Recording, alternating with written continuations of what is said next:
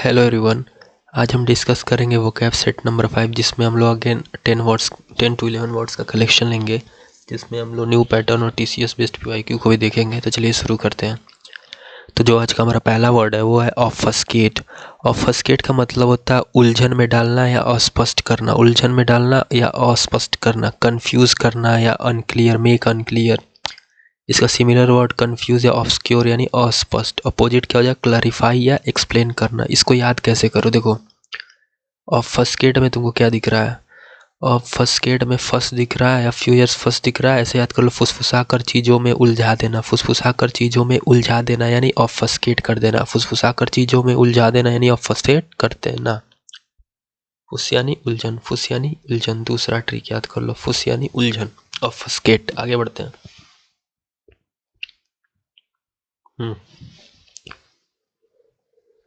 जो हमारा next word है वो इम्पीचस। इम्पीचस, इम्पीचस का मतलब क्या होता है, इम्पीचस मतलब जल्दबाजी करना, कोई भी काम बहुत ही तेज़ी से करना, हास्टी नेचर शो करना, रास या हास्टी हो जाएगा। एक्टिंग टू क्विकली यानी बहुत जल्दी किसी काम को करना, उसे क्या बोलते हैं, इम्पीचस बोलते हैं। इसका अपोजिट क्या हो जाएगा, कोई भी कार्य सावधानी से करना यानी केयरफुल, या कॉशियस यानी सतर्कता से करना। इसको कैसे याद कर, देखो इम्पेचस में क्या तुमको दिख रहा है, वेट, हाँ, इम्पेचस में आयम दिख रहा है, पेटू या पेटू याद कर लो, PE2 पेटू। पेचस में पेटू दिख रहा है यानी जो लोग पेटू होते हैं वो क्या करते हैं, बहुत जल्दीबाजी में खाना खाने का कार्य करते हैं। जो लोग पेटू होते हैं वो खाना कैसे खाते हैं, बहुत ही जल्दबाजी में खाते हैं। वही चीज़ यहाँ पे लिखा है, पेटू। उतावला इंसान जो जल्दी खाना खाता हो पेटू होता है। वैसे ही याद कर लो एम्पेचस, इम्पेचस, इम्पेचस में पेटू दिख रहा है यानी जो जल्दी किसी खाना खाता है पेटू इंसान यानी इम्पेचस, यानी किसी भी कार्य को जल्दबाजी में करना। अब आगे बढ़ते हैं, इसका देखो एग्जाम्पल के थ्रू।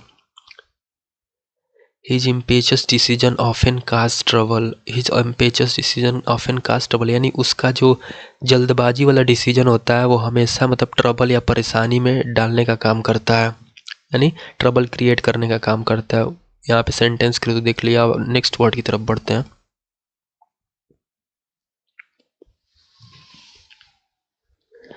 जो हमारा नेक्स्ट वर्ड है वो कैजुअल। कैजुअल का मतलब होता है फुसलाना या लुभाना, फुसलाना या लुभाना, जो बहुत इंपॉर्टेंट पीवाईक वर्ड है। कैजुअल यानी फुसलाना या लुभाना होता है, यानी कोएक्स करना, परस्यूड बाय फ्लेटरी यानी चापलूसी करके राजी करना या फुसलाना होता है। इसका अपोजिट से बुली करना या डिस्करेज करना होता है। इसको कैसे याद करो, देखो काजोल मान लो किसी लड़की का नाम है, काजोल किसी लड़की का नाम है, यहाँ लिखा हुआ है काजोल। कोई भी काजोल को मना कर काम करवा ले, कोई भी काजोल को मना के काम करवा ले, नहीं फुसला के काम करवा ले। काजोल का मतलब जो आसानी से मान जाए, नहीं फुसलाना। इसका एग्जाम्पल लिखा है, देखो she try to cajole him into signing the deal, यानी मतलब उसने क्या किया, उसको डील साइन करने के लिए फुसलाने का काम किया, उसने उसको डील साइन करने के लिए फुसलाने का काम किया। अब आगे बढ़ते हैं।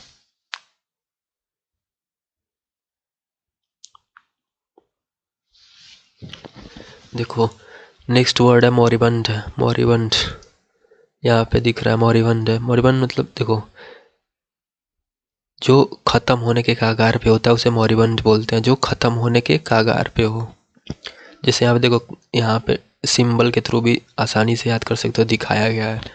इसका नियर डेथ हो जाएगा मीनिंग, साइन हो जाएगा डाइंग या डिक्लाइनिंग यानी खत्म होने के कागार पे हो। थ्राइविंग यानी प्रोग्रेस करना होता है, उन्नति करना। ग्रोइंग भी वही चीज़ होता है, प्रोग्रेस करना मतलब ग्रो करना धीरे धीरे। इसको कैसे याद कर, देखो मौरी दिख रहा है, मौरी से याद कर लो मरण, या बंड से याद कर लो बंद होने वाला। मोरी से याद कर लो मरण, जो मरने के कगार पे हो, खत्म होने के कगार पे हो। और बंड से याद कर लो बंद होने के कागार पे हो, बंद होने वाला, उसे क्या बोलते हैं, मोरिबंड बोलते हैं, मोरिबंड। अब आगे बढ़ते हैं।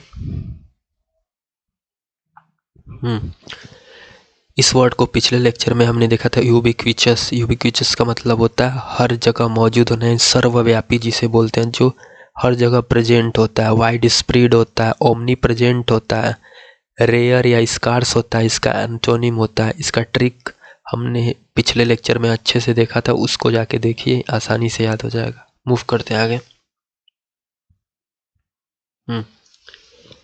नेक्स्ट हमने लिया है सिक्स्थ इडियम लिया है, जो कि spill the beans. Spill the beans का मतलब होता है राज खोल देना, यानी किसी सीक्रेट को रिवील करने का काम करना। क्या बोलते हैं? Spill the bean. Spill the bean का मतलब होता है किसी सीक्रेट को रिवील करना, राज खोलने का काम करना। जिस देखो, he accidentally spilled the bean about the surprise test. उसने क्या किया? सरप्राइज टेस्ट के बारे में अचानक से क्या किया? मतलब राज खोल दिया उसने। अचानक से सरप्राइज टेस्ट जो था उसके बारे में राज खोल दिया। यानी स्पिल द बीन का मतलब क्या होता है? राज खोलना या भेद खोलना या सीक्रेट को रिवील करना। फिर मूव करते हैं आगे।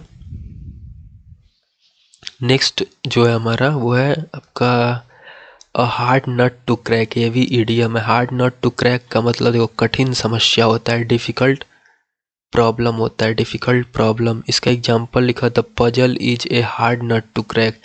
यानी जो पजल है, the puzzle is hard nut to crack, यानी जो पजल है वो बहुत ही मतलब डिफ़िकल्ट कार्य है उसको करना। पजल को सॉल्व करना बहुत ही डिफ़िकल्ट कार्य है। देखो इसको याद कैसे करूँ।